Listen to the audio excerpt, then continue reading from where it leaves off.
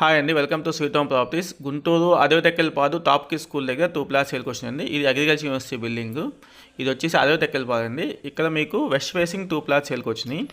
ఇవి 34x50 measurements అండి. ఇది టాప్ కిడ్స్ స్కూల్ బిల్డింగ్. ఇది ఒక్కోటి వచ్చేసి 188 స్క్వేర్ యార్డ్స్ వస్తుంది.